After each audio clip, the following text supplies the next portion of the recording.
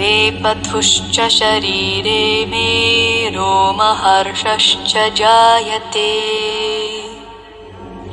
गाण्डीवं संस्रते हस्तात् त्वक्चैव परिदह्यते न च शक्नोम्यवस्थातुं भ्रमतीव च मे मनः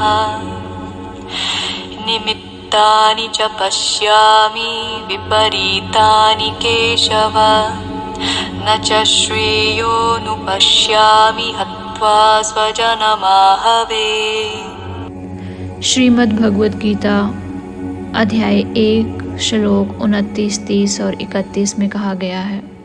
इसमें अर्जुन श्री कृष्ण जी से कहते हैं कि मेरा सारा शरीर कांप रहा है, मेरे रोंगटे खड़े हो रहे हैं, मेरा गांडीव धनुष मेरे हाथ से सरक रहा है और मेरी त्वचा जल रही है।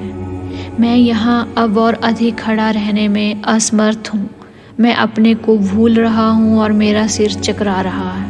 हे कृष्ण, मुझे तो केवल अमंगल के कारण दिख रहे हैं। हे कृष्ण, इस युद्ध में अपने ही स्वजनों का वध करने से ना तो मुझे कोई अच्छाई दिखती है और ना मैं उससे किसी प्रकार की विजय, राज्य या सुख की इच्छा रखता हूँ। इन श्लोकों में समझाया गया है कि शरीर में 2 प्रकार का कंपन होता है और रोंगटे भी 2 प्रकार से खड़े होते हैं। ऐसा या तो आध्यात्मिक परम आनंद के समय या फिर भौतिक परिस्थितियों में अत्यधिक भय उत्पन्न होने पर होता है। दिव्य साक्षात्कार में तो कोई भय होता ही नहीं।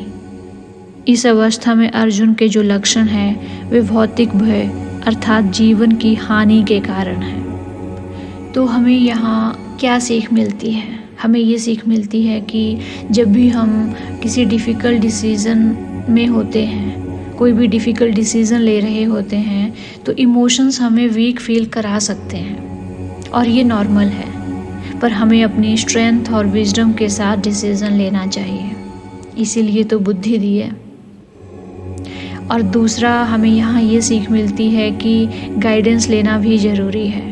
जैसे अर्जुन ने कृष्ण जी से हेल्प मांगी, वैसे ही हमें भी अपने मेंटोर्स या भगवान की शरण लेनी चाहिए। जब भी हम कोई डिफ़िकल्ट डिसीज़न बना रहे होते हैं तो हमें भगवान की शरण ज़रूर लेनी चाहिए, ताकि भगवान हमें हमारा मार्गदर्शन करे और हमें स्ट्रेंथ दे।